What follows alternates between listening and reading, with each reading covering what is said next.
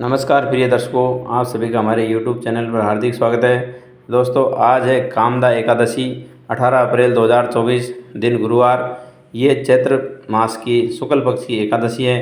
दोस्तों, यह व्रत कथा 18 अप्रैल को 5:32 पर शुरू होगी तथा 19 अप्रैल 2024 को 8:05 पर समाप्त होगी। आप सभी जानते हैं कि सारी एकादशी भगवान श्री कृष्ण से ही उत्पन्न हुई है।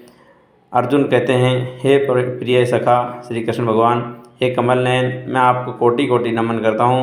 हे जगदीश्वर, मैं आपसे प्रार्थना करता हूँ कि आप कृपया चैत्र माह के शुक्ल पक्ष की एकादशी का मुझे वर्णन सुनाइए। इस एकादशी का नाम क्या है, इस व्रत को पहले किसने किया था और इसको करने से क्या फल मिलता है। जो भी दर्शक मित्रगण चैनल से नए जुड़े हो, चैनल को सब्सक्राइब करें और बेल आइकन को प्रेस करें।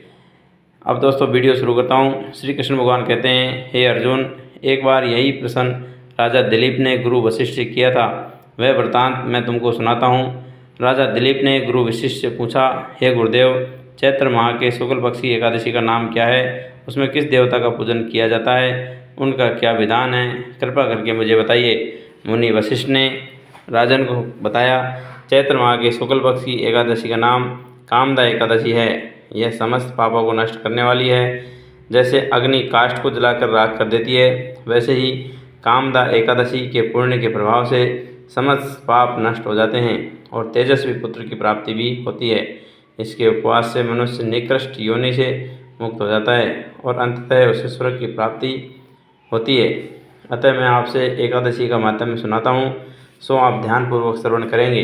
प्राचीन समय की बात है कि भागीपुर नामक एक नगर था, जिस पर पुंडरीक नामक राजा राज्य किया करता था। राजा पुंडरीक अनेक ऐश्वर्यों से युक्त था।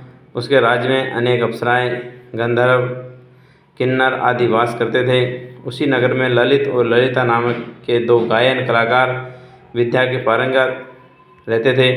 गंधर्व स्त्री पुरुष अति संपन्न घर में निवास करते थे और विहार करते करते उन दोनों में इतना प्रेम हो गया कि वे एक दोनों से अलग हो जाने की कल्पना मात्र से भी व्यथित हो उठते थे। एक बार राजा पुंडरीक गंधर्वों की सभा में विराजमान थे।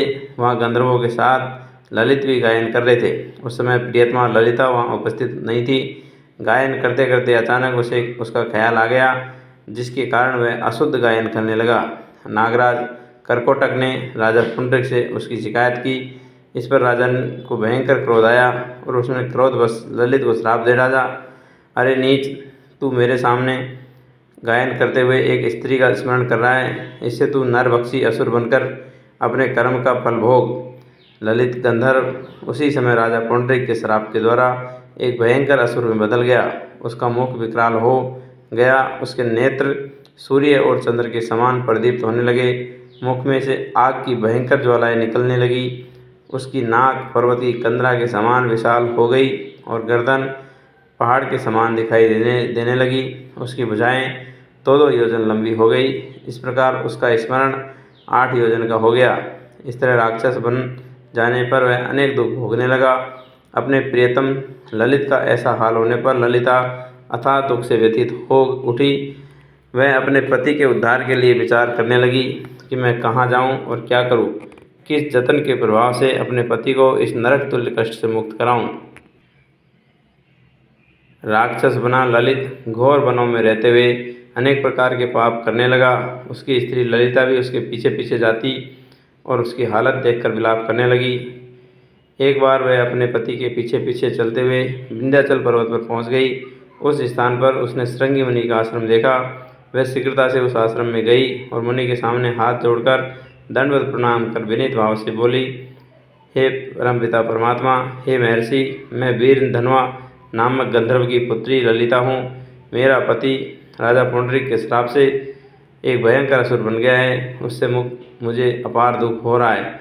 अपने पति के कष्ट के कारण मैं बहुत दुखी हूँ। हे मुनिश्रेष्ठ, कृपा करके आप उसे राक्षस योनि से मुक्ति का कोई उपाय बताइए। समस्त वृत्तांत सुनकर मुनि श्रृंगी ने कहा, हे पुत्री, चैत्र माह के शुक्ल पक्ष की एकादशी का नाम कामदा एकादशी है। उनके व्रत के करने से प्राणी के सभी मनोरथ शीघ्र पूर्ण हो जाते हैं। यदि तू उनके व्रत के प्रभाव को अपने पति को देगी तो वह सहज ही राक्षस योनि से मुक्त हो जाएगा और राजा का शाप शांत हो जाएगा। ऋषि के कहे अनुसार ललिता ने श्रद्धापूर्वक व्रत किया और द्वादशी के दिन ब्राह्मणों के समक्ष अपने व्रत का फल अपने पति को दे दिया और ईश्वर से प्रार्थना करने लगे, हे प्रभु, मैंने जो यह उपवास किया है उसका फल मेरे पति देव को मिले, जिससे उसकी राक्षस योनि से शीघ्र मुक्ति हो जावे। एकादशी का फल देते ही उसका पति राक्षस योनि से मुक्त हो गया और अपने दिव्य स्वरूप को प्राप्त हुआ। वह अनेक सुंदर वस्त्रों आभूषणों से अलंकृत होकर पहले की भांति ललिता के साथ विहार करने लगा। कामदा एकादशी के प्रभाव से वह पहले की भांति सुंदर हो गया और मृत्यु के बाद दोनों पुष्पक विमान में बैठकर विष्णु लोक को चले गए। हे अर्जुन, इस उपवास को विधान पूर्वक करने से सभी पाप नष्ट हो जाते हैं।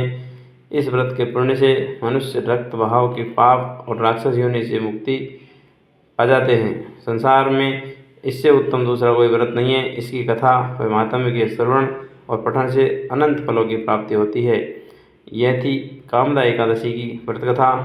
दोस्तों, कथा का सार, प्राणी अपने सुखों का चिंतन करे यह बुरा नहीं है, किंतु समय और असमय चिंतन प्राणी को उसके दायित्व से विमुख कर देता है। जैसा कि ललित ने अपनी पत्नी ललिता को गायन के मंच पर याद कर लिया, स्मरण कर लिया, इस वजह से उसके राक्षस योनि प्राप्त करनी पड़ी, अर्थात भयंकर कष्टों का सामना करना पड़ा। गंधर्व ललित राक्षस होकर निंदित कर्म करने लगा और कष्ट भोगे, परंतु भगवान श्री हरि की अनुकंपा से उसे एकादशी का पुण्य का लाभ मिला और दोनों विमान में बैठ कर के विष्णु लोक को गए। दोस्तों, यह थी कामदा एकादशी की व्रत कथा, जिसमें प्राचीन समय में राजा दिलीप को गुरु वशिष्ठ ने बताया और द्वापर में भगवान श्री कृष्ण ने स्वयं अर्जुन को यह कथा के बारे में बताया और मैं आप सभी को बता रहा हूँ। प्रिय दर्शकों, आशा करता हूँ कि एकादशी का व्रत आप सभी अपने जीवन में जरूर करेंगे। इस व्रत का प्रभाव अन्य व्रतों से लाख गुना ज़्यादा होता है। सभी को राधे राधे, हरिओम, जय विष्णु नारायण की।